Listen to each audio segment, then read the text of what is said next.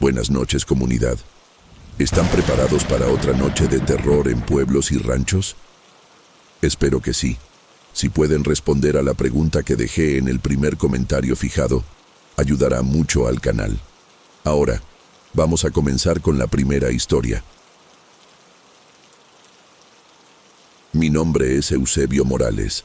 Tengo 52 años, y lo que le pasó a mi familia en el rancho todavía no lo puedo explicar hasta el día de hoy. Hace como 3 meses que salimos de ahí corriendo, literalmente corriendo, y mi esposa Soledad todavía se despierta gritando de madrugada. Mis hijos, Diego de 16 y Camila de 14, ya no son los mismos desde entonces.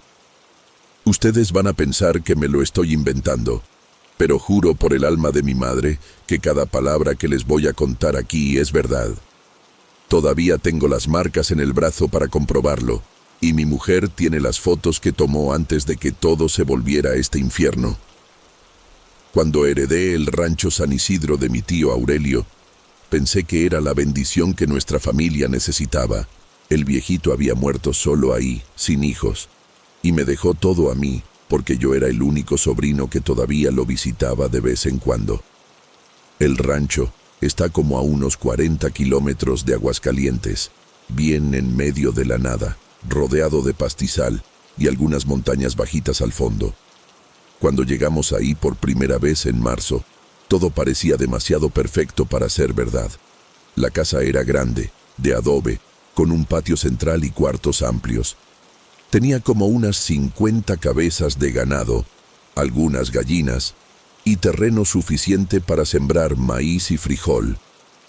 Soledad se quedó encantada con la cocina grande y la estufa de leña.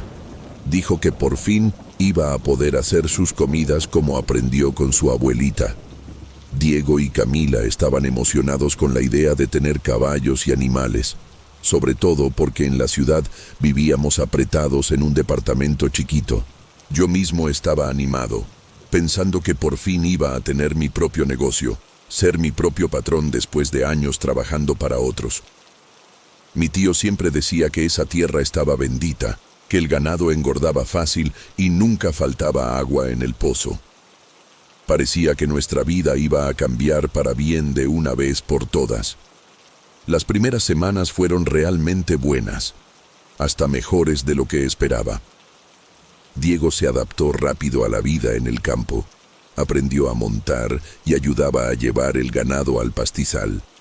Camila adoró las gallinas y ya les había puesto nombre a cada una. Soledad sembró una huerta en la parte de atrás de la casa y dijo que nunca se había sentido tan en paz. Yo me levantaba temprano, cuidaba los animales, arreglaba las cercas que necesitaban reparación, y por primera vez en años me sentía realmente útil y realizado. Las noches eran silenciosas, solo el ruido de los grillos y del viento en los árboles. Cenábamos juntos en el patio, platicando sobre los planes para el rancho, sobre lo bueno que iba a ser criar a los hijos lejos de la violencia de la ciudad.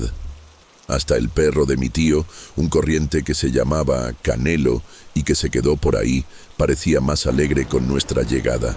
Me acuerdo que pensé que por fin había encontrado mi lugar en el mundo, que esa tierra iba a ser el futuro de la familia Morales. Si hubiera sabido lo que se venía, habría vendido todo el primer día y me habría regresado corriendo a la ciudad. La primera cosa rara que noté fue con el ganado. Una mañana, como a las 2 semanas de que llegamos, fui al pastizal y encontré 3 vacas muertas cerca del arroyo. No era enfermedad. Yo sabía lo suficiente de ganado para darme cuenta. Los animales estaban acomodados en círculo, con cortadas raras en el pescuezo, y la sangre había escurrido formando unos dibujos en el suelo que no parecían naturales. Pensé que podían ser coyotes o hasta ladrones de ganado, pero nunca había visto nada igual. Llamé al veterinario del pueblo, don Ramiro, que conocía la región desde hacía décadas. Se quedó callado un rato, examinando las cortadas, y después me dijo que ya había visto eso antes en otros ranchos de la región, pero nunca supo explicar qué era. Me aconsejó que me fijara bien y tal vez contratar un velador nocturno. Enterré los animales lejos de la casa, sin contarle nada a Soledad y a los chavos para no asustarlos. Pero esa imagen se me quedó pegada en la cabeza, sobre todo las cortadas, que estaban demasiado precisas para ser obra de animal salvaje. Esa noche, Canelo se puso inquieto, ladrándole a la nada y negándose a salir del portal. Algunos días después, Camila empezó a actuar diferente. Ella siempre fue una niña platicadora, juguetona, pero de repente se puso más callada. Se pasaba horas sola en su cuarto conversando bajito. Cuando le pregunté con quién estaba hablando, dijo que era con su nueva amiga, una niña que vivía en el rancho antes de que llegáramos nosotros. Soledad y yo nos volteamos a ver, pensando que era solo imaginación de niña adaptándose al lugar nuevo. Pero una noche, escuché a Camila riéndose en su cuarto, y cuando fui a ver, estaba sentada en la cama viendo hacia la silla vacía del otro lado del cuarto. Le pregunté qué estaba haciendo, y me dijo que estaba jugando a las muñecas con Esperanza, que era el nombre de la amiga invisible. Me dijo que Esperanza usaba un vestido blanco muy bonito y que tenía el cabello largo y negro. Cuando le pregunté dónde vivía Esperanza antes, Camila se puso seria y dijo que ella nunca se había ido del rancho, que siempre había estado aquí esperando a que llegara una familia. Eso me dio un escalofrío raro, pero traté de no darle importancia. Los niños tienen mucha imaginación, ¿no? Por lo menos eso era lo que yo quería creer en esa época. Diego también empezó a cambiar, pero de manera diferente. Se puso más agresivo, contestaba mal cuando le pedíamos algo, y empezó a hablar solo también. Una tarde, lo encontré en el corral conversando con alguien que yo no podía ver, haciendo gestos como si estuviera discutiendo. Cuando me acerqué, paró de inmediato y se me quedó viendo con una expresión que nunca le había visto antes, medio enojada, medio asustada. Le pregunté con quién estaba hablando y me dijo que era con su amigo Carlos, que conocía muy bien el rancho y le estaba enseñando sobre los animales. Según Diego, Carlos había vivido ahí antes y sabía todos los secretos del lugar. Lo que me molestó fue la forma como habló, con una voz más grave, más seria de lo normal. Esa misma noche, durante la cena, Diego preguntó de la nada por qué Soledad y yo éramos tan malos con ellos, por qué no los dejábamos hacer lo que querían. Nos quedamos sin entender, porque siempre fuimos papás presentes, cariñosos. Soledad trató de platicar con él, pero Diego se levantó de la mesa y se fue a su cuarto azotando la puerta. Lo escuché conversando bajito hasta muy tarde, como si estuviera recibiendo instrucciones de alguien. Fue entonces cuando Soledad vio a la mujer por primera vez. Era una madrugada de abril. Se había levantado a tomar agua y vio una figura femenina caminando por el patio. Dijo que era una mujer alta, vestida con un vestido blanco largo y que tenía cabello negro que le llegaba hasta la cintura. Al principio pensó que era alguna vecina perdida, pero cuando se acercó a la ventana para ver mejor, la mujer había desaparecido. Soledad se puso nerviosa, pero no me quiso despertar porque pensó que le iba a decir que fue una pesadilla. A la mañana siguiente, me contó todo, y yo traté de tranquilizarla diciéndole que debió haber sido algún animal o sombra de la luna, pero en el fondo, algo dentro de mí ya se estaba empezando a poner alerta, sobre todo porque la descripción que Soledad hizo de la mujer se parecía mucho a lo que Camila había dicho sobre Esperanza. Cabello largo y negro, vestido blanco. Demasiada coincidencia para mí. Esa noche, decidí quedarme despierto un rato observando el patio por la ventana, pero no vi nada más que las sombras de los árboles moviéndose con el viento. Aún así, sentí que algo estaba mal, como si nos estuvieran observando todo el tiempo. En la semana siguiente, las cosas empezaron a ponerse más tensas dentro de la casa. Diego y Camila empezaron a comportarse como si fueran otras personas, susurrándose entre ellos y dejando de hablar cuando Soledad o yo nos acercábamos. Empezaron a hacer preguntas raras, como por qué no los dejábamos salir de noche, por qué no confiábamos en sus amigos y por qué éramos tan controladores. Soledad y yo nunca fuimos papás demasiado estrictos. Siempre platicamos todo con ellos, así que esas acusaciones no tenían nada de sentido. Una tarde, encontré a Camila en la cocina sosteniendo un cuchillo carnicero, nomás viendo la hoja con una expresión vacía. Cuando le pregunté qué estaba haciendo, me dijo que Esperanza le había enseñado a agarrarlo bien, que era importante saber defenderse. Le quité el cuchillo de inmediato y guardé todos los cuchillos en un mueble con llave. Soledad ya se estaba asustando de verdad. Decía que ya no reconocía a sus propios hijos. Esa noche, los escuchamos a los dos conversando en el cuarto de Diego hasta muy tarde, y cuando me asomé por la rendija de la puerta, estaban sentados en el suelo, haciendo un círculo con piedritas, como si estuvieran haciendo algún tipo de ritual. Lo que más me desesperó fue cuando Diego empezó a hablar de lastimarnos. Fue una mañana de sábado. Yo estaba arreglando la cerca del corral cuando se acercó y me preguntó si no creía que sería mejor si Soledad y yo nos fuéramos del rancho. Dijo que Carlos le había explicado que nosotros estábamos estorbando, que el rancho no era lugar para adultos que no entendían las reglas del lugar. Cuando le pregunté qué reglas eran esas, Diego se quedó con los ojos vidriosos y dijo que Carlos y Esperanza sabían lo que era mejor para todos, que ellos cuidaban el rancho desde hacía mucho tiempo y no les gustaban los intrusos. La forma como habló, con una frialdad que no era de él, me hizo sentir un miedo que nunca había sentido antes. Era mi propio hijo, pero parecía que había algo diferente dentro de él, algo que no era el Diego que yo conocía. Esa tarde, lo encontré afilando un pedazo de fierro oxidado atrás del granero, y cuando le pregunté para qué era eso, me dijo que Carlos le había dicho que se preparara por si necesitaba defenderse. Escondí todas las herramientas filosas que pude encontrar, pero sabía que no iba a poder esconder todo para siempre.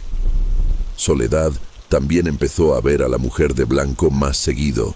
Aparecía siempre de madrugada, caminando por el patio o parada cerca del pozo, siempre de espaldas a la casa. Una noche, Soledad se animó a salir para tratar de hablar con ella, pero cuando abrió la puerta, la mujer volteó la cara hacia ella y Soledad se regresó corriendo.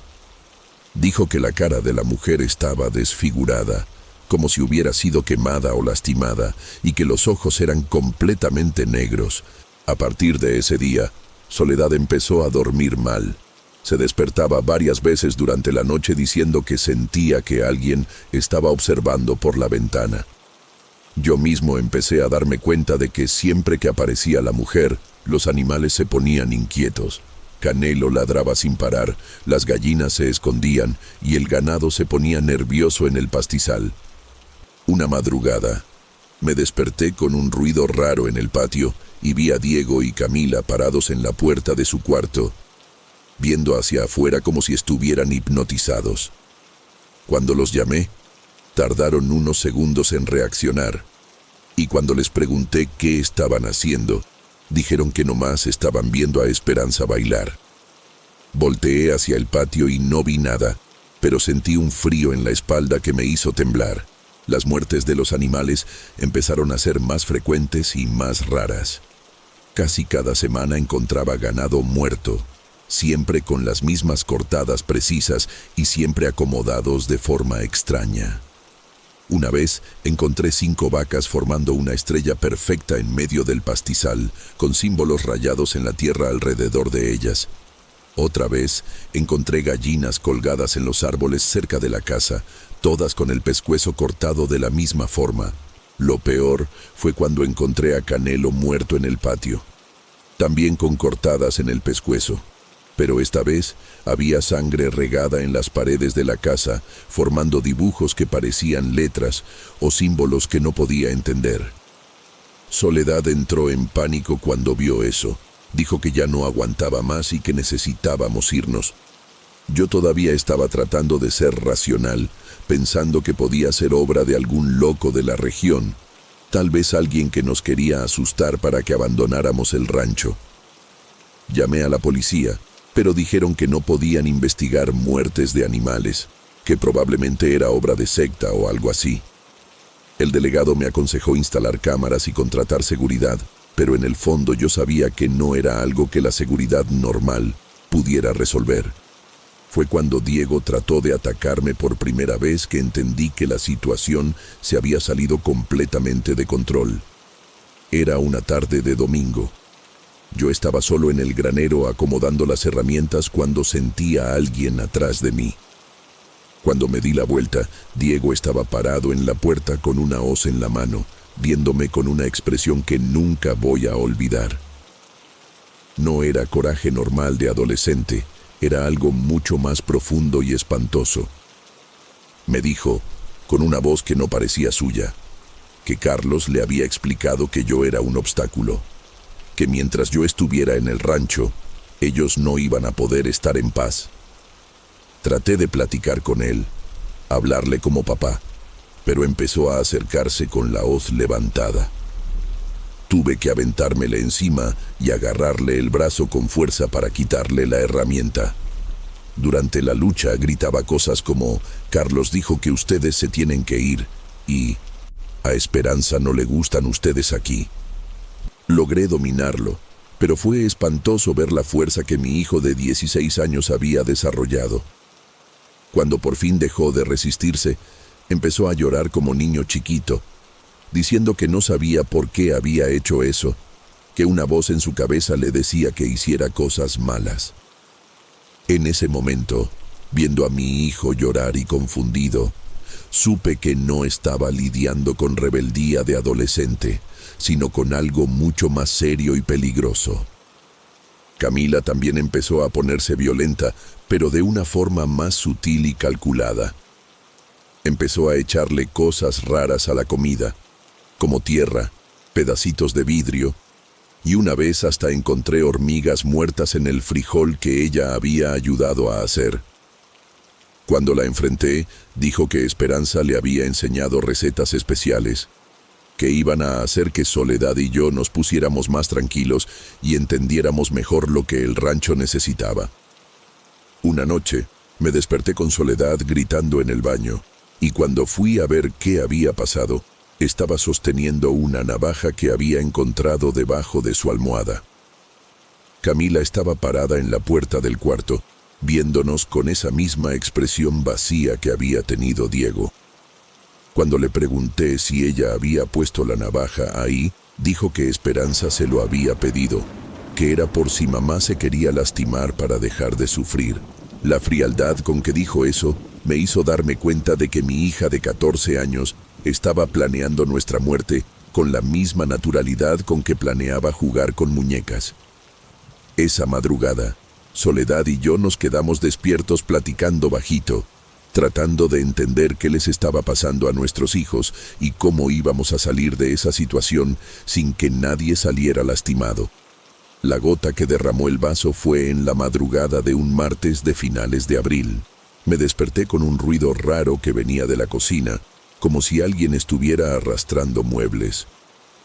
Cuando fui a ver qué era, encontré a Diego y Camila moviendo la mesa de la cocina y dibujando símbolos en el suelo con gis blanco. Estaban cantando una canción bajito, una melodía que nunca había escuchado antes, pero que me dio escalofríos nomás de oírla. En el centro del círculo que habían hecho, había una foto mía y de Soledad, y alrededor de la foto, cuchillos de cocina que habían conseguido de algún lado. Cuando me vieron, dejaron de cantar y me vieron con esa expresión vacía de siempre. Diego dijo que Carlos y Esperanza les habían explicado el ritual, que era para que nos fuéramos en paz, sin sufrimiento. Camila completó diciendo que si no nos queríamos ir por las buenas, ellos nos iban a tener que ayudar a salir de otra manera. Fue en ese momento que vi a la mujer de blanco por primera vez. Estaba parada atrás de los niños, alta e imponente, con la cara desfigurada que Soledad había descrito. Cuando nuestras miradas se cruzaron, sentí una frialdad que me atravesó todo el cuerpo y supe que si no salíamos de ahí esa misma noche, no íbamos a salir vivos. Le grité a Soledad que se despertara y empacara, que nos íbamos de inmediato, sin importar la hora que fuera. La huida del rancho fue desesperante y confusa. Mientras Soledad y yo echábamos nuestras cosas más importantes en el carro, Diego y Camila se quedaron parados en el portal viéndonos con esa expresión rara, sin tratar de ayudarnos ni de detenernos. No lloraron, no nos pidieron que no nos fuéramos, nomás se quedaron ahí parados como dos estatuas. Cuando terminamos de cargar el carro y los llamamos para que se subieran, Diego dijo que no se quería ir, que su lugar era en el rancho con Carlos. Camila dijo lo mismo sobre Esperanza. Tuve que cargar a los dos en brazos, uno por uno, y meterlos al asiento de atrás del carro a la fuerza. Durante todo el camino hasta la ciudad, se quedaron callados, viendo por la ventana de atrás como si estuvieran viendo algo que yo no podía ver. Cuando llegamos a la casa de mi hermana en Aguascalientes, donde nos quedamos, Diego y Camila durmieron como 2 días seguidos, como si estuvieran despertando de un sueño muy profundo. Cuando por fin despertaron, parecían confundidos, preguntando dónde estaban y por qué no estaban en el rancho. Poco a poco, fueron regresando a la normalidad, pero nunca más hablaron de Carlos, Esperanza, o cualquier cosa que había pasado ahí. Era como si no se acordaran de nada, o como si prefirieran olvidarse.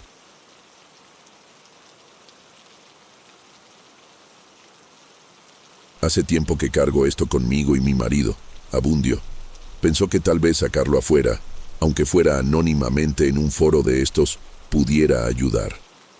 Nos mudamos al rancho El Encanto, allá en Jalisco, buscando paz. ¿Saben?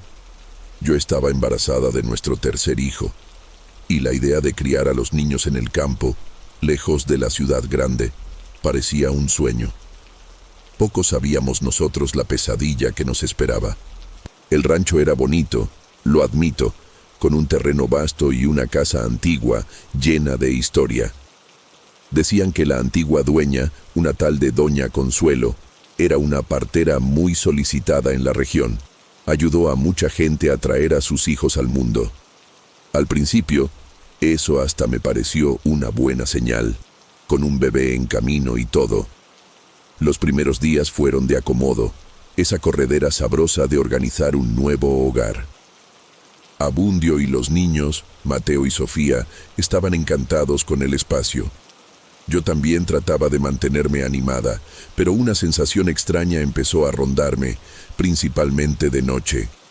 Era un escalofrío que venía de la nada, una impresión de estar siendo observada, aun cuando estaba completamente sola en la casa. Yo le comentaba a Abundio, pero él, siempre más práctico, decía que era cosa del embarazo, las hormonas, el cambio. Yo quería creer, juro que quería, pero en el fondo, bien en el fondo, yo sabía que era más que eso. Era como si las paredes de esa casa tuvieran ojos y susurraran cosas que no lograba entender bien. La cosa empezó a ponerse más rara cuando comencé a encontrar objetos de bebé por la casa, cosas que no eran nuestras de ninguna manera. Primero fue un sonajero antiguo, de madera, dejado justo en medio de la cuna que habíamos armado para el bebé. Una cuna que, hasta entonces, estaba vacía. Le pregunté a Abundio, a los niños, pero nadie sabía de dónde había salido. Pensé que tal vez era algo olvidado por la antigua dueña, Doña Consuelo, pero estaba demasiado limpio, como si hubiera sido puesto ahí a propósito y recientemente. Eso me dio un escalofrío que me recorrió toda la espalda, una sensación fea que se instaló en mi pecho y ya no se quería salir.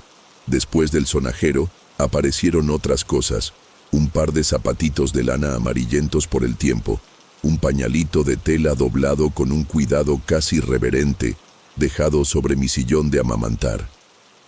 Siempre eran artículos de recién nacido, y siempre aparecían en lugares relacionados con mi bebé, con nuestro futuro hijo. Abundio empezó a preocuparse también. Ya no se podía culpar solo a mis hormonas. Revolvimos la casa de arriba abajo buscando alguna explicación lógica, alguna caja olvidada, cualquier cosa. Pero no encontramos nada. Era como si esos objetos se estuvieran materializando de la nada, pequeños regalos macabros de un remitente desconocido. Las noches se volvieron mi mayor pavor. Además de la sensación constante de ser vigilada, empecé a tener pesadillas horribles, muy vívidas. Soñaba con bebés, pero no eran bebés normales, felices. Eran diferentes, pálidos, con ojos vacíos. Algunos parecían incompletos. Me despertaba sudando frío, el corazón disparado, con imágenes terribles grabadas en la mente. Trataba de explicarle a Abundio, pero ¿cómo describir el horror de esas caritas sin sonido, de esa tristeza que parecía emanar de ellos? Él me abrazaba, trataba de calmarme, pero el miedo ya había echado raíces profundas en mí. Yo sentía que algo en ese rancho quería algo conmigo, con mi hijo. Y no eran solo los sueños. A veces, a media tarde, con la casa en silencio, yo oía lloriquitos de bebé. Finitos, casi imperceptibles, como si vinieran de muy lejos o de dentro de las paredes. Yo corría por la casa, buscaba, pero nunca encontraba el origen. Los niños no oían, Abundio tampoco, solo yo. Empecé a pensar que me estaba volviendo loca de verdad. El embarazo, que debería ser un momento de alegría, se estaba convirtiendo en una tortura lenta, un suspenso constante sobre lo que vendría después. Cada crujido de la casa, cada sombra en el rabillo del ojo, me dejaba en estado de alerta máximo. La figura de Doña Consuelo, la antigua partera, empezó a tomar un contorno diferente en mi cabeza. Antes era solo la antigua propietaria, una señora que ayudaba en el parto. Ahora me la pasaba pensando en ella todo el tiempo. ¿Será que había dejado algo atrás? ¿Alguna energía? ¿Alguna tristeza? Las historias locales decían que era muy habilidosa, pero algunas personas más grandes cuchicheaban sobre ella ser diferente, tener conocimientos raros. En ese tiempo no le di mucha importancia, pero ahora cada fragmento de chisme regresaba con fuerza total, alimentando mis peores miedos. Me acuerdo de un día en particular. El sol ya se estaba metiendo, pintando el cielo de naranja y morado.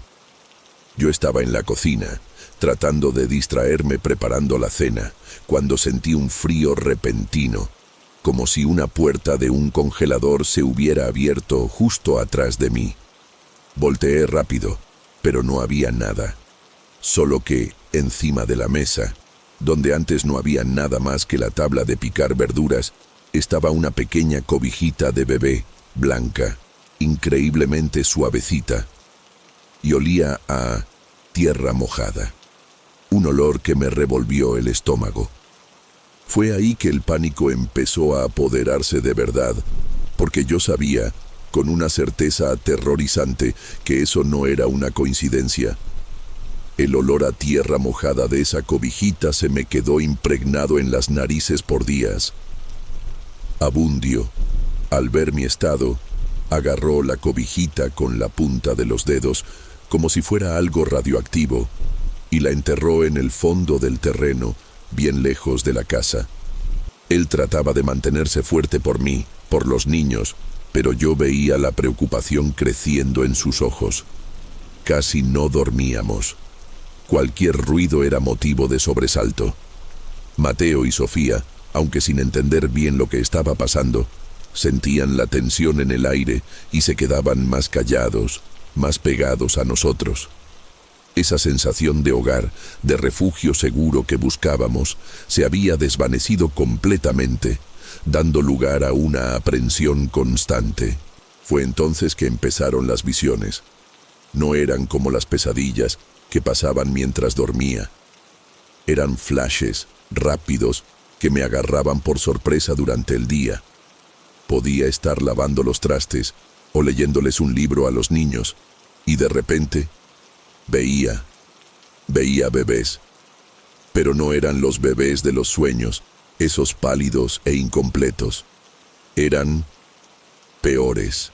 Eran visiones de bebés que parecían haber sufrido, con marcas extrañas, ojitos muy abiertos de un pavor que helaba el alma.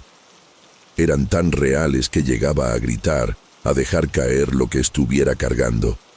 Duraban segundos, pero el impacto era devastador. Me sentía invadida, violada por esas imágenes.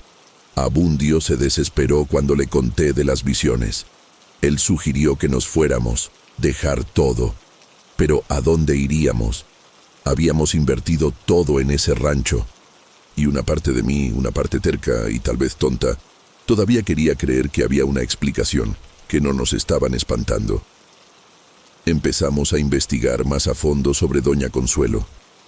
Fuimos hasta el pueblito cercano. Platicamos con los habitantes más grandes, esos que habían conocido a la partera.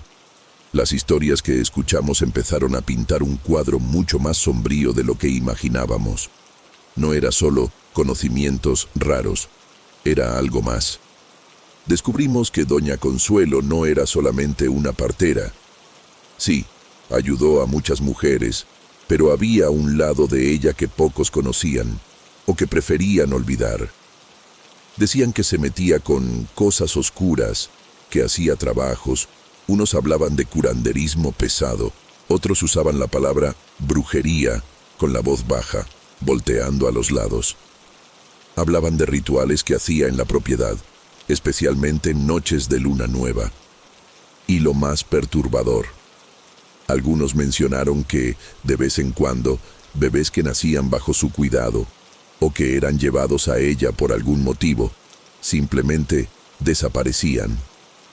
A las familias les informaban que el bebé no había resistido, que era demasiado débil. Nadie nunca cuestionaba mucho. Esa información cayó como una bomba sobre nosotros. ¿Desapariciones de bebés? ¿Rituales? Todo eso empezó a conectarse de una forma terrible con lo que yo estaba viviendo. Los objetos de bebé que aparecían, los lloriquitos, mis visiones, ¿serían esos los bebés desaparecidos? Se me revolvía el estómago solo de pensarlo. La idea de que la antigua dueña de nuestra casa, la mujer cuyo legado parecía, al principio, tan benigno, pudiera estar involucrada en algo tan monstruoso era casi insoportable. Y la entidad que yo sentía, esa presencia que quería ayudar en mi parto. ¿Qué tipo de ayuda sería esa? Una noche, la sensación de estar siendo observada se volvió insoportable.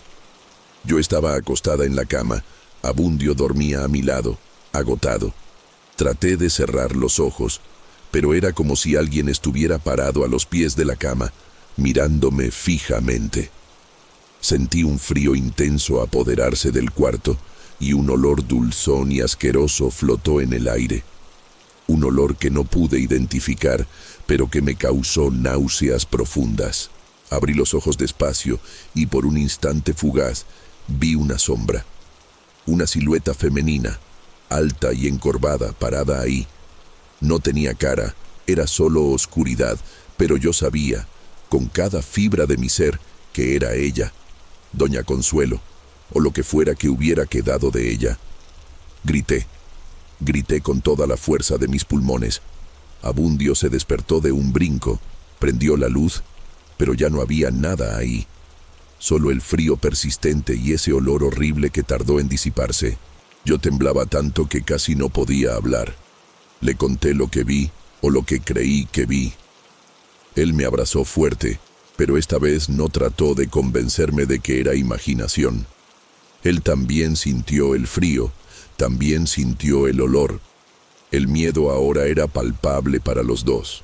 Sabíamos que no estábamos solos en esa casa y que lo que fuera que estuviera ahí no tenía buenas intenciones, principalmente en relación con nuestro bebé. Al día siguiente decidimos que necesitábamos ayuda.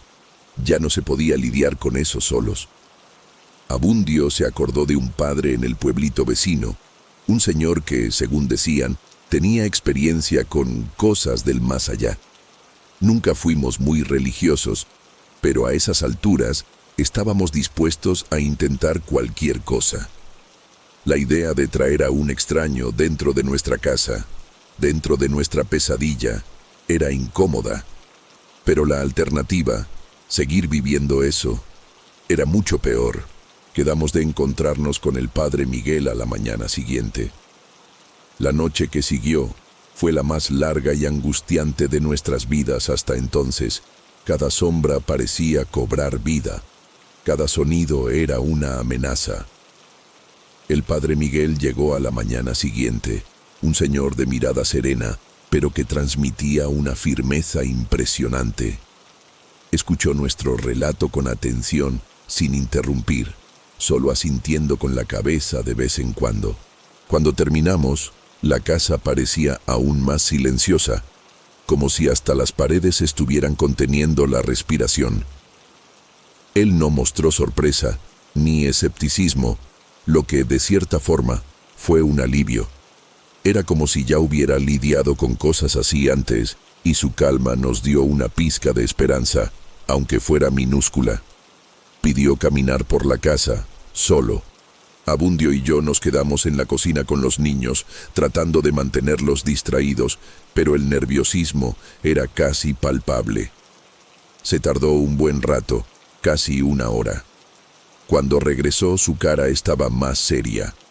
Nos dijo que sentía una presencia fuerte en la casa, una energía antigua y perturbada.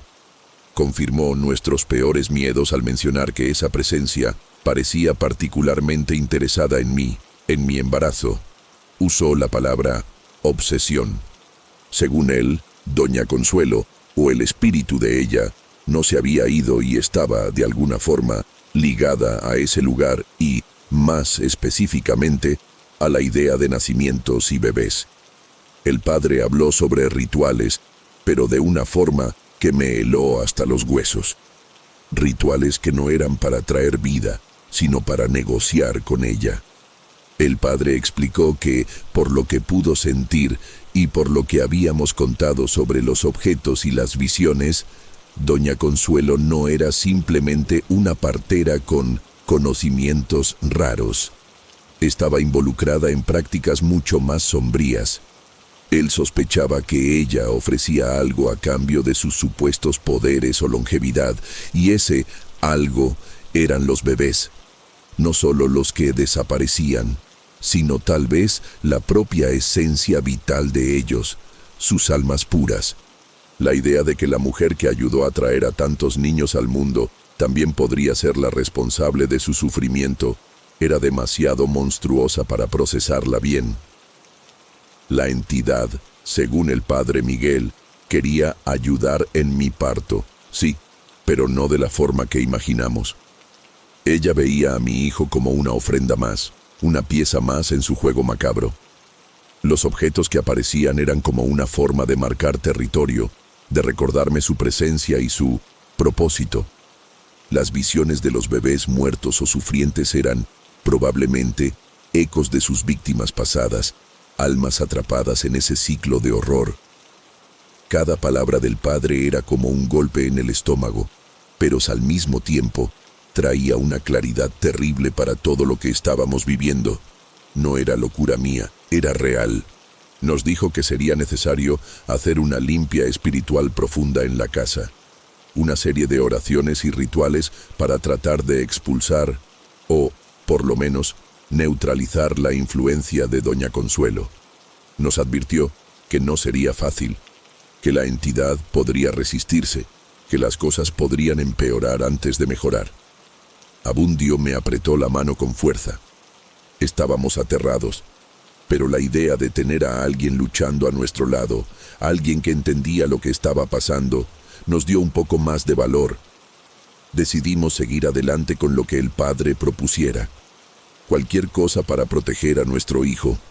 Esa misma tarde, el padre Miguel empezó los preparativos.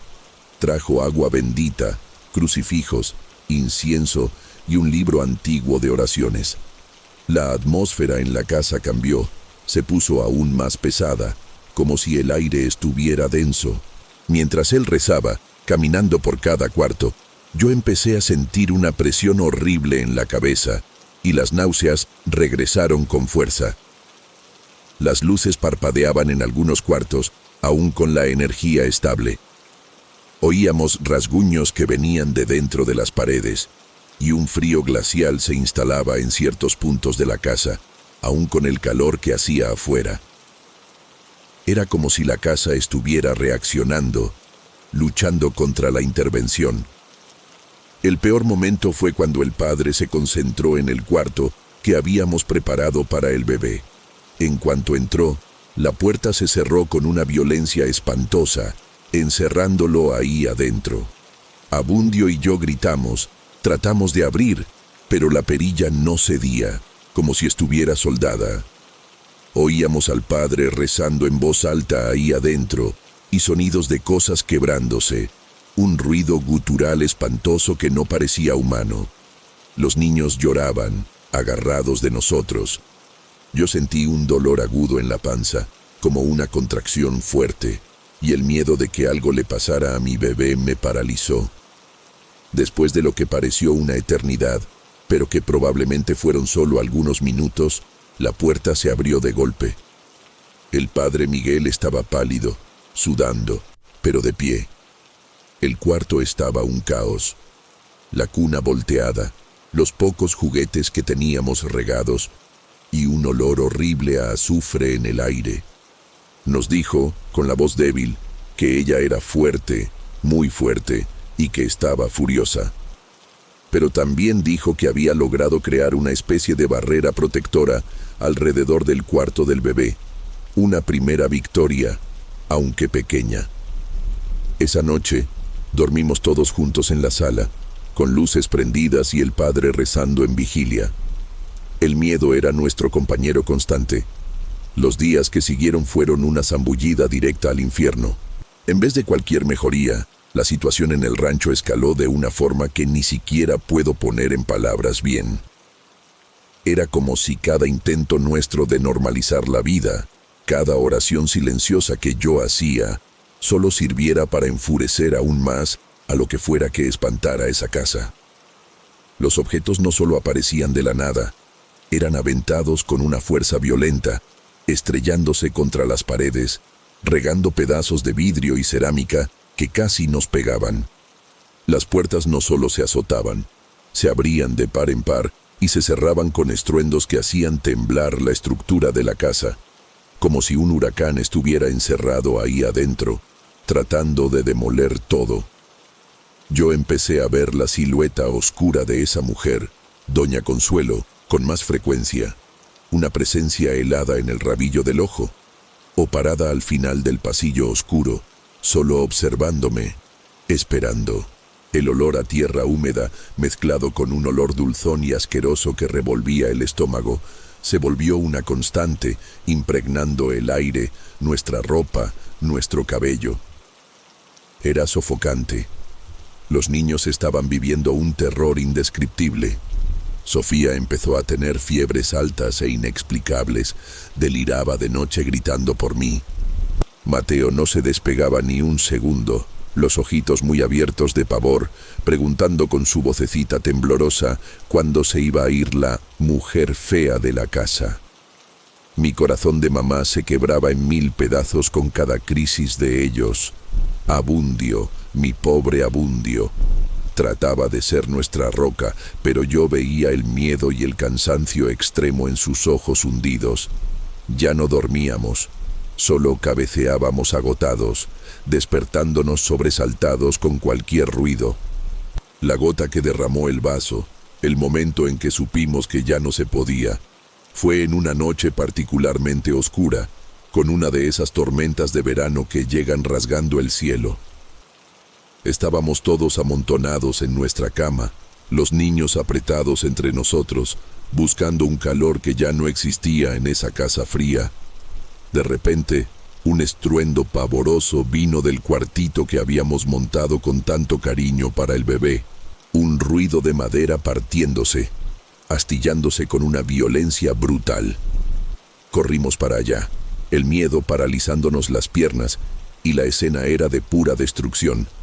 La cuna, Nuestro pequeño sueño de madera estaba reducida a un montón de astillas y pedazos retorcidos. Nada más estaba en su lugar, todo volteado, quebrado. Un frío anormal y pesado emanaba de ese cuarto, un frío que parecía chupar la vida. Y fue ahí, en medio de ese caos, que la vi, doña Consuelo. Ya no una sombra fugaz, sino una forma más nítida, aunque todavía translúcida y pavorosamente real.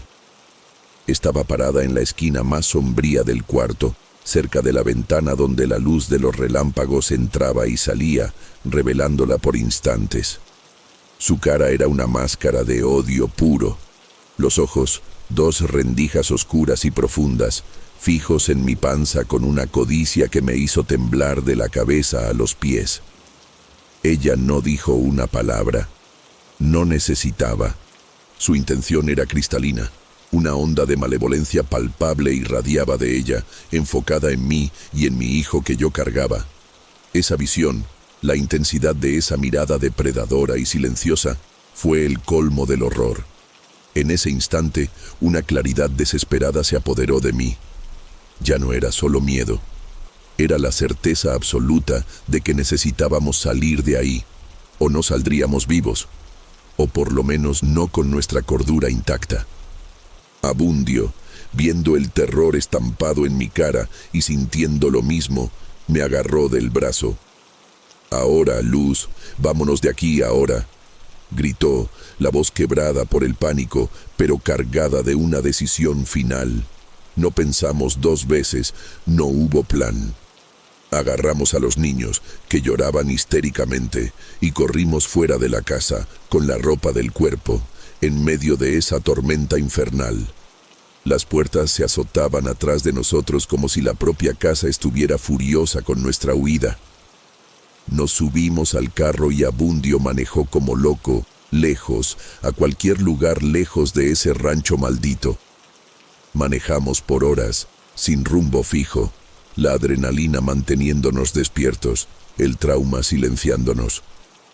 Solo el sonido de la lluvia y de los sollozos de los niños rompían el silencio pesado dentro del carro. Abundio finalmente se acordó de unos primos lejanos que vivían en un pueblito tranquilo a muchas horas de distancia. Eran nuestra única esperanza. Les hablamos a media madrugada, la voz fallándonos, tratando de explicar lo inexplicable, pidiendo ayuda. Ellos, aunque sin entender bien la dimensión de nuestra desesperación, nos ofrecieron refugio. Llegamos ahí casi al amanecer, pareciendo fantasmas, empapados, temblando, agotados y con los nervios hechos pedazos. Pero al cruzar el umbral de su casa, una casa normal, llena de vida, sentí un alivio tan profundo que las piernas me cedieron. En los días siguientes, la prioridad fue poner algo de distancia y normalidad entre nosotros y el horror que vivimos. Abundio, con la ayuda de los primos, logró contratar un camión de mudanzas y algunos hombres lo suficientemente valientes, o tal vez solo desesperados por trabajo, para que fueran hasta el rancho y empacaran nuestras cosas. Él no tuvo valor de regresar allá, y yo mucho menos. Las instrucciones fueron claras. Saquen todo lo más rápido posible. No queremos nada de esa tierra. Nuestras pertenencias llegaron algunos días después, y fue extraño y doloroso volver a ver esos objetos que un día simbolizaron un sueño y que ahora estaban manchados por el recuerdo de la pesadilla. Muchas cosas las regalamos, otras las guardamos, pero la sensación fea tardó en pasar.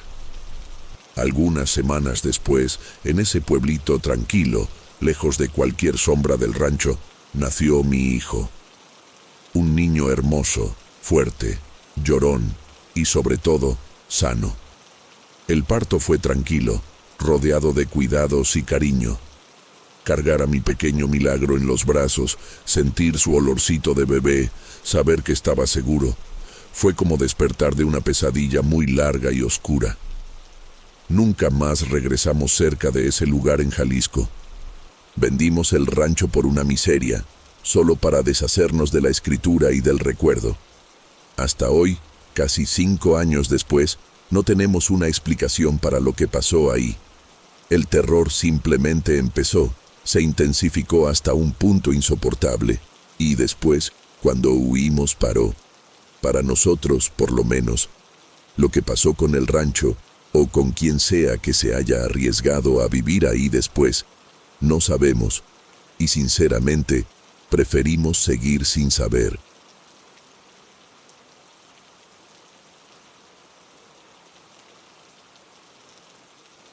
Pasó hace como 3 meses y hasta hoy no entiendo qué demonios fue eso. Mi familia compró una propiedad rural en el interior de México. Nada muy grande, solo unas 5 hectáreas con una casa vieja que necesitaba remodelación. El lugar estaba demasiado barato, lo que debería haber sido una señal de alerta. Pero nosotros necesitábamos salir de la ciudad de todos modos. Mis papás siempre quisieron tener un rinconcito en el campo, y yo, con 23 años, le entré al cambio porque estaba desempleado de todas formas. La casa quedaba medio aislada, como a unos 2 kilómetros del camino principal, rodeada por monte cerrado de 3 lados. El vendedor estuvo medio raro a la hora de cerrar el negocio. Se puso a insistir que no deberíamos andar por la propiedad de noche. Dijo que había mucho animal peligroso y que los vecinos eran medio raros. En ese tiempo pensé que era solo plática de rancho. Ya saben cómo es.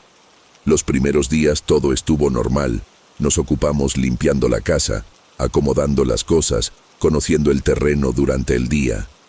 La propiedad tenía unas partes bien bonitas, con árboles antiguos y un arroyito que pasaba por el fondo. Pero había un área más alejada, allá por el final del terreno, que daba una sensación extraña.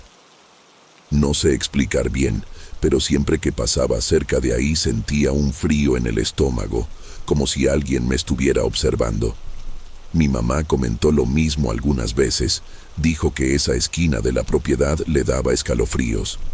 Mi papá, siempre más escéptico, decía que era impresión nuestra, que el lugar nuevo siempre causa esas sensaciones raras.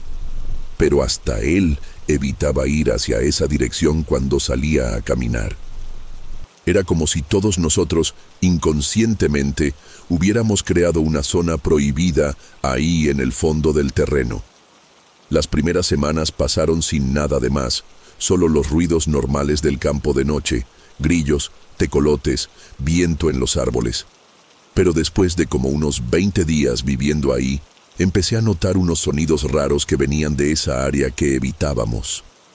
Siempre eran después de las 12 de la noche, medio apagados por la distancia y el monte.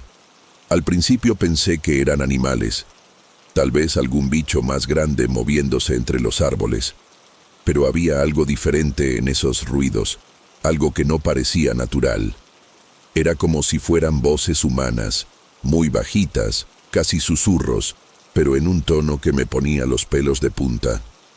Traté de ignorar por algunos días, convenciéndome de que era solo mi imaginación trabajando por el lugar nuevo.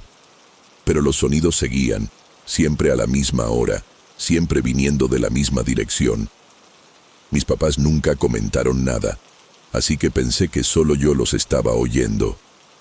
Una noche, debe haber sido como unas 2 semanas después de que empecé a notar los ruidos, me desperté con sed allá por las 2 de la mañana. Fui hasta la cocina a tomar agua y, por impulso, me asomé por la ventana que daba hacia el fondo de la propiedad. Lo que vi me dejó helado en el momento. Había una luz débil, medio anaranjada, parpadeando entre los árboles en esa área que evitábamos. No era luz eléctrica, parecía más fuego, como si fuera una fogata o antorchas. Me quedé como 5 minutos parado ahí, tratando de entender lo que estaba viendo. La luz se movía, a veces se ponía más fuerte, a veces casi desaparecía. Y junto con ella pude oír mejor esos sonidos raros. Definitivamente eran voces humanas, varias personas hablando al mismo tiempo, pero en un tono muy bajo. Mi corazón estaba disparado, pero al mismo tiempo estaba demasiado curioso para simplemente regresar al cuarto. Pensé en despertar a mis papás, pero no quería parecer loco hablando de luces misteriosas a media madrugada. Me regresé al cuarto, pero no pude dormir más esa noche. Me quedé acostado pensando en lo que había visto, tratando de encontrar una explicación lógica. Tal vez eran los vecinos que había mencionado el vendedor, haciendo alguna carnita asada tardía o algo así. Pero no tenía mucho sentido, porque la propiedad estaba bien aislada y esa área quedaba bien en el fondo de nuestro terreno. Al día siguiente, traté de tocar el tema con mis papás durante el desayuno. Les pregunté si habían oído algo raro de noche. Mi mamá se puso medio incómoda y dijo que a veces oía unos ruidos, pero que pensaba que eran animales. Mi papá cambió de tema rapidito. Dijo que todavía nos estábamos acostumbrando a los sonidos del campo. Pero me di cuenta de que sabían algo. Tenían esa manera de quien no quiere hablar de un tema.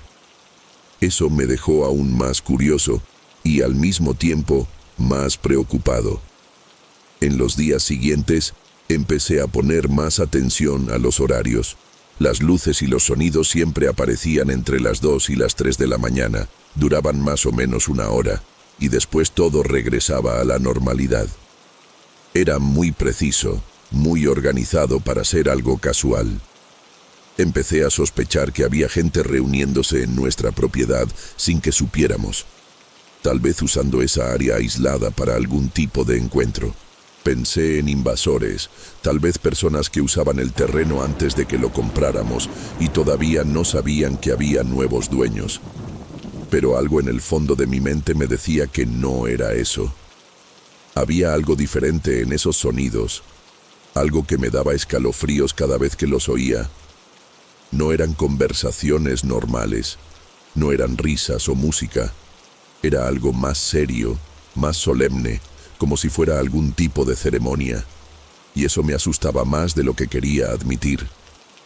Después de una semana observando por la ventana, me armé de valor para investigar de cerca. Era un jueves, me acuerdo bien porque al día siguiente tenía que ir al pueblo a resolver unas cosas. Esperé a que todos se durmieran y, allá por las 2:30 de la mañana, cuando aparecieron las luces, salí de la casa despacito. Llevé una linterna pequeña, pero la mantuve apagada para no llamar la atención. La caminada hasta allá me llevó como unos 15 minutos, porque tuve que ir bien despacio para no hacer ruido y no perderme en la oscuridad.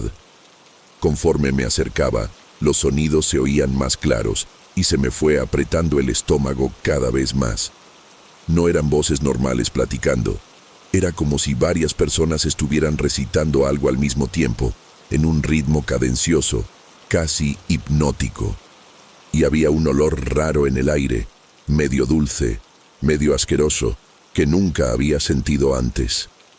Cuando llegué lo suficientemente cerca para ver a través de los árboles, lo que descubrí cambió todo. Había un círculo perfecto de piedras grandes, cada una del tamaño de una persona, acomodadas de forma muy organizada en medio de un claro que ni sabía que existía. En el centro del círculo, una fogata ardía con llamas que parecían más altas y más anaranjadas de lo normal.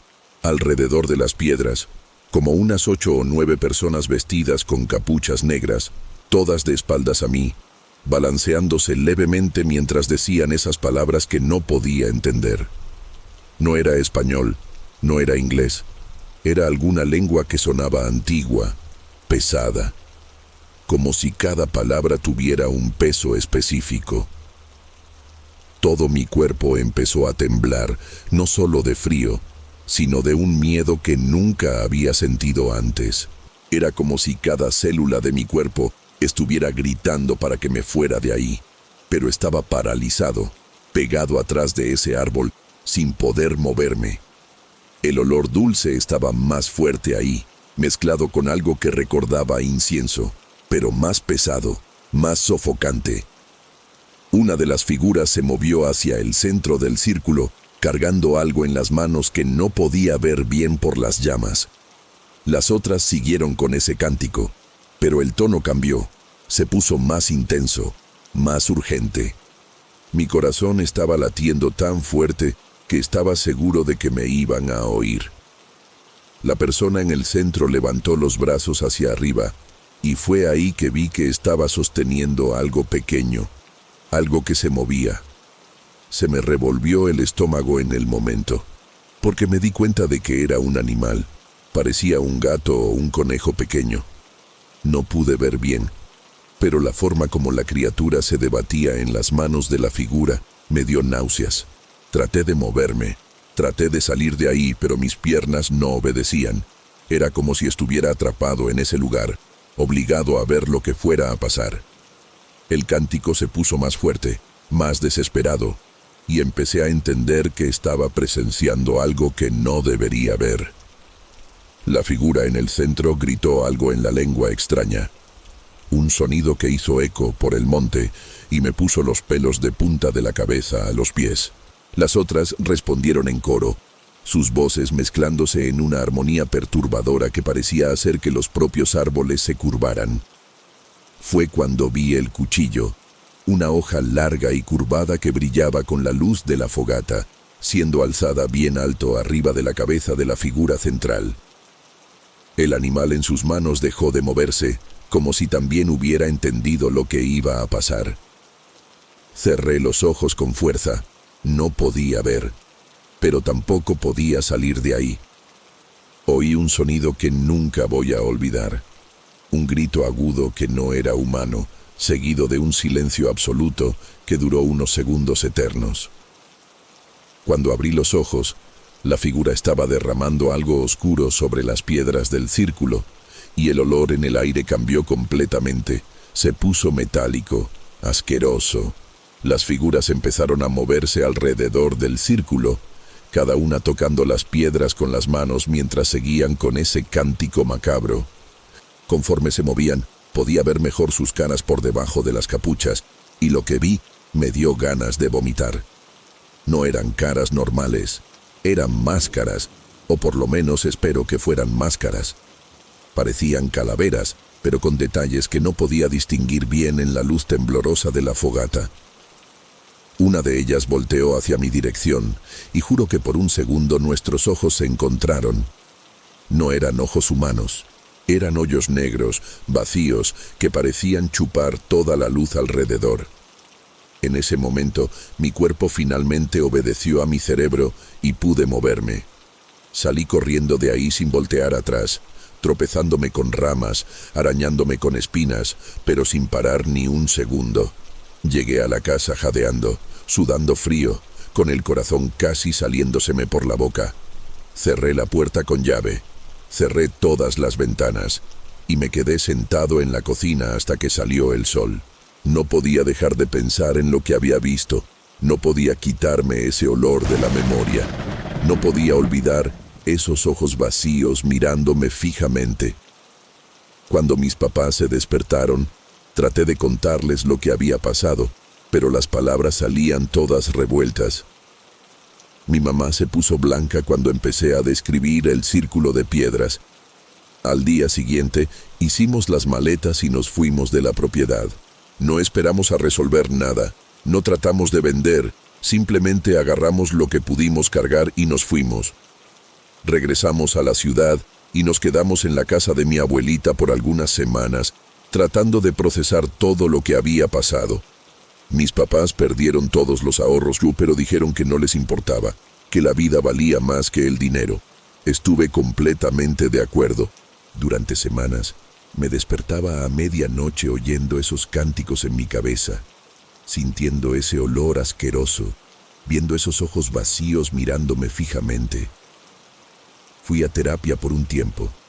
Traté de convencerme de que había sido solo una pesadilla, pero sabía que había sido real. Mi familia nunca más habló del tema, como si hubiéramos hecho un pacto silencioso para olvidar esa experiencia. Pero sé que ellos tampoco pudieron olvidar. Algunas semanas después, leí en el periódico local que la propiedad se había incendiado. Aparentemente, fue un incendio natural, causado por un rayo que pegó en un árbol seco, pero yo sabía que no había sido natural.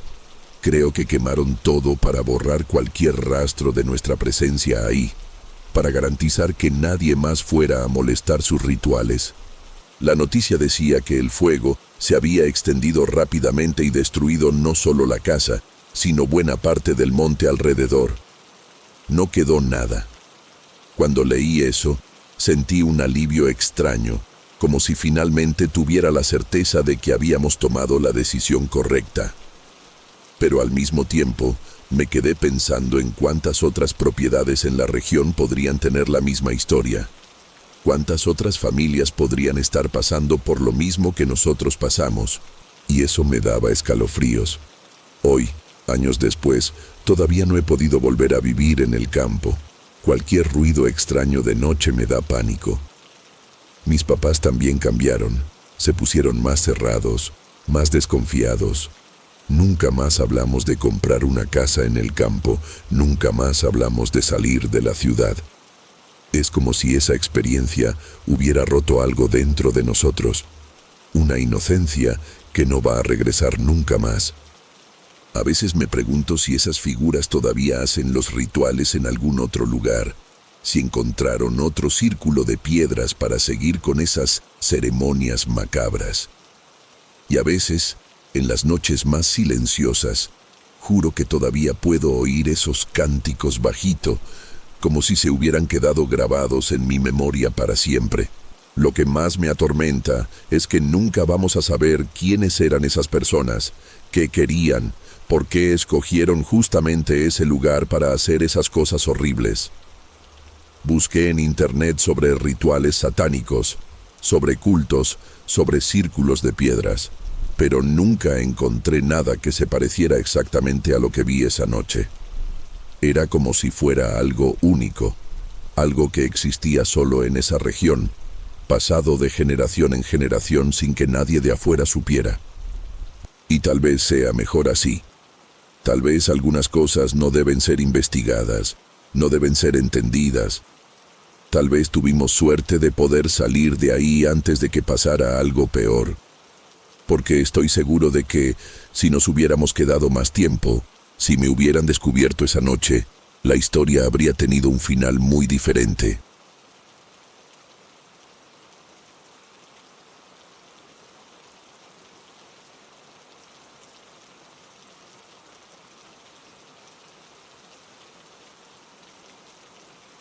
Era julio de 2019 cuando mi papá decidió que necesitábamos salir de la Ciudad de México por un tiempo. Acababa de jubilarse de la fábrica de autopartes y mi mamá estaba pasando por una depresión después de que murió mi abuelita. Mi hermano menor, Lucas, había terminado la prepa y yo estaba de vacaciones de la universidad. Fue cuando apareció esta oportunidad de quedarnos en el rancho del tío abuelo de mi papá, allá en el interior de Jalisco, cerca de Guadalajara. El señor había muerto sin hijos y dejó la propiedad medio abandonada. Mi papá pensó que sería bueno para todos nosotros un tiempo lejos de la ciudad, aire puro, trabajo manual para ocupar la mente. Hicimos las maletas y en 2 semanas estábamos allá. El rancho era más grande de lo que imaginábamos, con una casa principal de 2 pisos, y varias construcciones más chicas regadas por el terreno. El lugar quedaba en una carretera de terracería, lejos de todo, rodeado de maizales y pastizales. La casa tenía ese olor de lugar cerrado por mucho tiempo, mezclado con madera vieja y humedad. Pasamos los primeros días limpiando todo, abriendo ventanas, quitando polvo de los muebles que estaban tapados con sábanas blancas. Mi mamá parecía estar mejorando. Se mantenía ocupada organizando la cocina y sembrando algunas verduras en el patio. Mi papá se la pasaba todo el día arreglando cercas y cuidando los pocos animales que todavía quedaban en la propiedad. Lucas y yo explorábamos los alrededores, conociendo cada rincón de ese lugar que sería nuestra casa los próximos 3 meses. Fue en una de esas exploraciones que encontramos el sótano de la casa principal. La puerta estaba medio escondida atrás de un librero en la sala, y solo la descubrimos porque Lucas tiró unos libros mientras jugaba con una pelota. Cuando movimos el librero, ahí estaba una puerta de madera oscura con una cerradura antigua. Mi papá logró abrirla con una de las llaves que estaban en un manojo colgado en la cocina. El sótano era pequeño, con paredes de piedra y un olor fuerte a moho. Tenía algunas cajas apiladas, herramientas viejas colgadas en las paredes y una mesa de madera en el centro. Encima de la mesa había algunos objetos raros, velas negras derretidas, unos cristales y un libro grueso empastado en cuero oscuro. El libro me llamó la atención porque parecía muy antiguo, con páginas amarillentas y una escritura que no podía identificar bien. Tenía símbolos extraños dibujados en los márgenes y algunas páginas con ilustraciones medio perturbadoras. Lucas también se puso curioso y agarró el libro para hojearlo. Mi papá bajó a ver qué estábamos haciendo, y cuando vio el libro, puso una cara rara. Dijo que el tío abuelo siempre fue medio excéntrico, que la familia comentaba que le interesaban cosas raras. Decidimos subir el libro y dejarlo en la sala, como que de curiosidad. Esa noche, después de la cena, nos quedamos todos en la sala viendo el libro. Mi mamá logró traducir algunas partes porque sabía un poco de latín de cuando estudió en el seminario. Dijo que parecía ser sobre comunicación con los muertos, rituales y esas cosas. Mi papá se rió y dijo que era pura superstición, pero mi mamá se puso interesada. Comentó que siempre quiso hablar con mi abuelita una vez más, que se había quedado con muchas cosas por decir cuando murió. Lucas pensó que la idea estaba padre. Dijo que quería hablar con nuestro abuelito paterno, que había muerto cuando él estaba chiquito. Yo estaba escéptico, pero admito que me dio curiosidad. El libro tenía instrucciones bien detalladas sobre cómo hacer contacto. Hablaba de usar velas, dibujar símbolos en el suelo y recitar unas palabras. Parecía medio tontería, pero mi mamá insistió en que no costaba nada intentar. Quedamos para el día siguiente en la noche, cuando estuviéramos todos más relajados. Al día siguiente, mi papá se la pasó todo el día medio nervioso, diciendo que eso era una tontería y que no debíamos meternos con esas cosas. Pero en la noche, cuando mi mamá empezó a preparar todo conforme las instrucciones del libro, él acabó participando también. Bajamos al sótano, prendimos las velas negras que encontramos ahí mismo, dibujamos los símbolos en el suelo con gis que mi mamá trajo de la cocina. El libro decía que nos sentáramos en círculo y recitáramos unas palabras en latín 3 veces. Hicimos exactamente como estaba escrito, medio riéndonos nerviosos, pensando que no iba a pasar nada. Después de unos minutos en silencio, mi mamá empezó a llorar bajito y dijo que sentía la presencia de mi abuelita. Yo no sentí nada especial, pero ella parecía convencida. Lucas dijo que también sentía algo diferente en el aire. Mi papá siguió escéptico, pero se quedó callado observando. Fue en el tercer intento, 2 días después, que algo realmente pasó. Estábamos en la misma onda, sótano, velas, círculo, cuando de repente la temperatura del ambiente cambió completamente. Se puso helado de una hora para otra. Se podía ver nuestra respiración en el aire. Las velas empezaron a temblar, aunque no había viento. Y oímos una voz bajita, casi un susurro. Mi mamá se emocionó, dijo que era la voz de mi abuelita, que estaba hablando de cosas que solo ellas dos sabían. La voz habló sobre recetas de comida, sobre pleitos antiguos de la familia, cosas bien específicas que realmente solo mi abuelita sabría. Lucas también logró hablar con nuestro abuelito, que contó historias de la infancia de mi papá, que cuadraban con todo lo que ya habíamos oído. Yo seguía medio desconfiado, pero tenía que admitir que estaba pasando algo que no podía explicar. Mi papá se quedó visiblemente conmovido cuando la voz que decía ser de su papá mencionó un secreto que ellos dos habían guardado toda la vida. Las conversaciones se fueron haciendo más frecuentes. Todos los días, después de la cena, bajábamos al sótano y hacíamos contacto. Mi mamá platicaba horas con mi abuelita, le contaba sobre la depresión, sobre cómo se estaba sintiendo mejor en el rancho. Mi abuelito le daba consejos a Lucas sobre estudios y trabajo. También apareció la voz de un tío que había muerto en un accidente de carro años atrás, hablando con mi papá sobre negocios y dándole tips sobre cómo cuidar el rancho. Las conversaciones parecían normales, como si fueran personas vivas del otro lado de un teléfono. Sabían cosas sobre nuestras vidas, preguntaban por parientes, daban consejos. Mi mamá estaba radiante, decía que por fin había logrado despedirse bien de mi abuelita. Lucas estaba aprendiendo cosas sobre la historia de la familia que nunca había oído antes. Hasta yo empecé a convencerme de que eso era real, que realmente estábamos hablando con nuestros familiares muertos.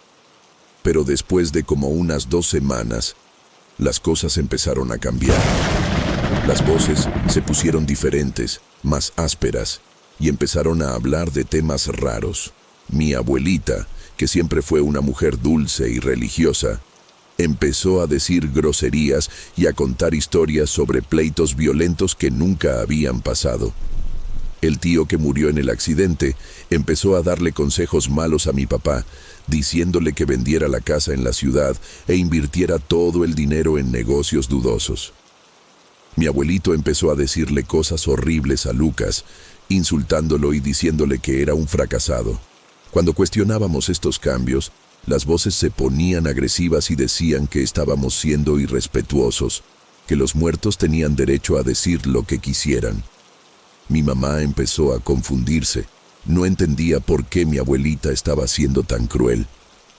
Mi papá dijo que tal vez deberíamos parar con eso, pero las voces insistían en que necesitábamos seguir, que tenían cosas importantes que decirnos. Las sesiones se pusieron más largas y más intensas. Las voces empezaron a pedir cosas raras.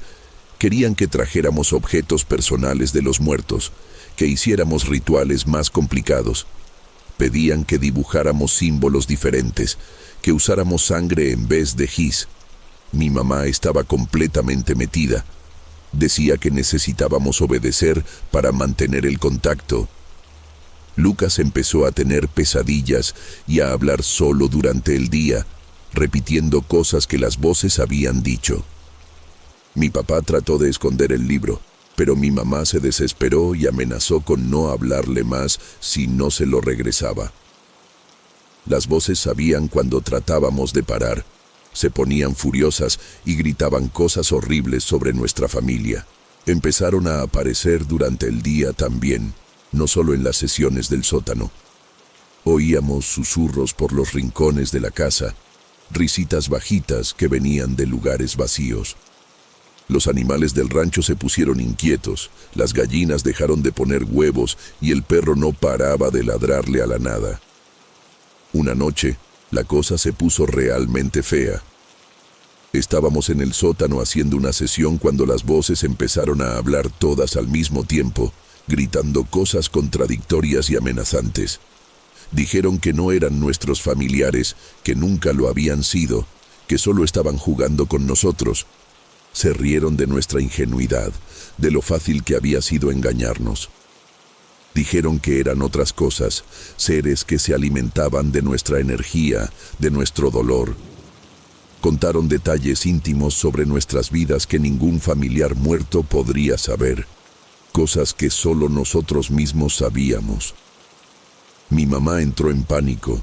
Empezó a gritar que quería hablar con mi abuelita de verdad. Las voces se rieron más fuerte y dijeron que nuestra abuelita estaba en un lugar horrible, que todos nuestros muertos estaban sufriendo por lo que estábamos haciendo. Lucas empezó a llorar, diciendo que quería parar con todo eso. Mi papá agarró el libro y dijo que nos íbamos de ahí inmediatamente. Logramos salir del sótano, pero las voces nos siguieron. Hablaban por los rincones de la casa, susurraban cosas por las coladeras y rendijas. Contaban secretos vergonzosos sobre cada uno de nosotros. Amenazaban con contarle a nuestra familia que se había quedado en la ciudad. Mi mamá ya no podía dormir bien, se quedaba despierta oyendo las voces, que ahora se decían demonios antiguos que habían sido liberados por el ritual. Lucas estaba completamente cambiado, nervioso e irritado. Decía cosas raras que un niño no debería saber. Mi papá trató de llamar a un padre del pueblo más cercano, pero el señor se negó a venir después de que le explicamos la situación por teléfono. Dijo que estábamos locos y que deberíamos buscar un psiquiatra. Las voces se rieron cuando les contamos eso. Dijeron que nadie nos iba a creer, que estábamos solos con ellas. Empezaron a aparecer sombras por los rincones de la casa, bultos que se movían cuando no estábamos viendo directamente. El ambiente de la casa se puso pesado, incómodo. La situación se volvió insoportable cuando las voces empezaron a molestarnos constantemente. Nos despertábamos a medianoche oyendo susurros.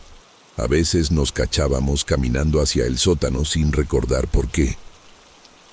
Lucas empezó a rascarse cuando se ponía nervioso. Decía que las voces le decían cosas feas en la cabeza. Mi mamá se puso más deprimida que antes. Lloraba mucho y decía que había arruinado todo al tratar de hablar con mi abuelita. Yo mismo empecé a tener dificultad para concentrarme. Vivía distraído oyendo murmullos que parecían venir de ningún lado. Las voces se reían de nuestra situación. Decían que éramos débiles y que merecíamos sufrir. Hablaban de cómo habían engañado a otras familias antes que nosotros, sobre personas que se habían vuelto locas tratando de deshacerse de ellas. Lo peor era que a veces volvían a fingir que eran nuestros familiares, hablando con cariño y pidiendo perdón, solo para después reírse y volver a ser crueles. Decidimos huir del rancho una madrugada, sin avisarles a las voces. Hicimos las maletas en silencio y salimos antes del amanecer. Durante todo el viaje de regreso a la Ciudad de México, tuvimos la sensación de que nos estaban siguiendo. Oíamos susurros bajitos en el carro, risas que parecían venir del radio, aunque estuviera apagado. Cuando llegamos a casa, la sensación rara continuó. Nuestros vecinos se quejaron de ruidos que venían de nuestra casa durante el tiempo que estuvimos fuera. Decían que oían conversaciones y risas a media madrugada. Las voces parecían habernos seguido, susurraban por los rincones de la casa, hacían ruiditos de noche. No era tan intenso como en el rancho, pero todavía estaba ahí, molestándonos. Empezaron a molestar a nuestros vecinos también, haciendo ruidos en las casas de al lado, asustando a los niños de la calle. Tuvimos que cambiarnos 2 veces en 6 meses, porque la gente empezó a quejarse y a evitarnos. Buscamos ayuda en varios lugares: padres, pastores, curanderos, psicólogos. La mayoría no creía nuestra historia, pensaba que estábamos todos estresados o con problemas psicológicos. Algunos religiosos trataron de hacer oraciones y bendiciones, pero las voces solo se reían y seguían molestándonos. Un curandero viejito nos dijo que habíamos jugado con cosas peligrosas, que sería difícil deshacernos de ellas completamente. Hizo algunos rituales de limpia que ayudaron un poco. Las voces se pusieron más débiles por un tiempo. Mi mamá empezó a tomar medicinas para la ansiedad y volvió a terapia. Lucas necesitó acompañamiento psicológico porque estaba teniendo problemas en la escuela. No se podía concentrar y se peleaba con los compañeros. Mi papá perdió algunos días de trabajo porque no estaba durmiendo bien. Vivía cansado y distraído. Yo tuve que dar de baja algunas materias en la universidad porque no podía estudiar bien. Nuestra familia quedó afectada, cada quien lidiando con los problemas a su manera. Con el tiempo, las cosas fueron mejorando despacio. Las voces todavía estaban ahí, pero ya no eran tan constantes o agresivas. Aparecían principalmente de noche, susurrando cosas por los rincones de la casa, haciendo ruiditos para asustarnos. A veces contaban secretos sobre los vecinos o sobre gente que conocíamos, siempre tratando de tentarnos a hacer nuevos rituales. Mi mamá aprendió a ignorarlas la mayor parte del tiempo. Volvió a trabajar y a cuidar la casa normalmente. Lucas se acostumbró a los susurros. Decía que eran como un radio malo que se quedaba prendido en el fondo. Mi papá consiguió un trabajo de seguridad nocturno. Prefería quedarse despierto durante la noche de todos modos. Yo regresé a la universidad, pero cambié de carrera porque ya no me podía concentrar en las materias que exigían mucho silencio. Aprendimos a convivir con la situación, cada quien a su manera. El libro se quedó en el rancho cuando salimos corriendo. Mi papá cerró el sótano con llave y tiró las llaves en el monte antes de irnos. Pero a veces todavía sueño con él, con esas páginas amarillentas y los símbolos raros. Las voces dicen que un día voy a regresar ahí a buscarlo, que voy a enseñarle a otras personas a hacer el mismo ritual. Dicen eso principalmente cuando estoy pasando por momentos difíciles, cuando pierdo a alguien querido o cuando estoy triste. Tratan de convencerme de que puedo hablar con los muertos de verdad si sé hacerlo bien. Pero me resisto. Me acuerdo de lo que pasamos y no quiero repetir eso. De vez en cuando recibo noticias de que alguien compró el rancho, que nuevos habitantes se mudaron para allá. Siempre me preocupo, imaginándome si van a encontrar el sótano, si van a hallar el libro, pero no puedo hacer nada para impedirlo, solo esperar que tengan más juicio que nosotros. Hoy, 4 años después, todavía convivimos con las consecuencias de lo que hicimos. Las voces están mucho más débiles. Aparecen principalmente cuando estamos estresados o tristes. Me susurran cosas al oído cuando estoy tratando de dormir. Hacen comentarios malvados sobre mi vida.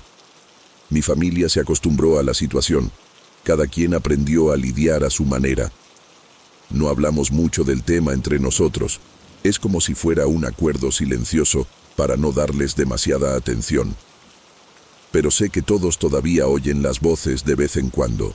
Todos todavía sienten la incomodidad. A veces me pregunto si otras personas que encontraron libros parecidos pasaron por lo mismo, si hay gente regada por el mundo conviviendo con estas presencias indeseadas. El curandero que nos ayudó dijo que esos libros aparecen en lugares donde alguien ya jugó con esas fuerzas antes. Tal vez el tío abuelo de mi papá pasó por lo mismo. Tal vez por eso murió solo y dejó el libro escondido. Lo que más me molesta no son las voces en sí, sino el recuerdo de lo fácil que fue creerles al principio. Cómo estábamos tan desesperados por hablar con nuestros muertos que ignoramos todas las señales de que algo estaba mal. Conocían nuestro dolor, nuestra nostalgia, y usaron eso contra nosotros de forma calculada. Fingían ser exactamente lo que necesitábamos oír. Daban el consuelo que estábamos buscando, solo para después revelar su verdadera naturaleza. Ahora entiendo que los muertos deben quedarse en paz, que tratar de traerlos de vuelta solo abre puertas para cosas que deberían permanecer cerradas. A veces pienso en regresar al rancho, en tratar de encontrar el libro para destruirlo de una vez por todas. Pero las voces siempre me desaniman, dicen que sería peligroso, que cosas peores podrían pasar. Dicen que soy parte de ellas ahora, que siempre voy a cargar esta marca. Pero lucho contra eso. Trato de vivir una vida normal a pesar de todo. La mayor parte del tiempo lo logro, solo a veces logran molestarme de verdad.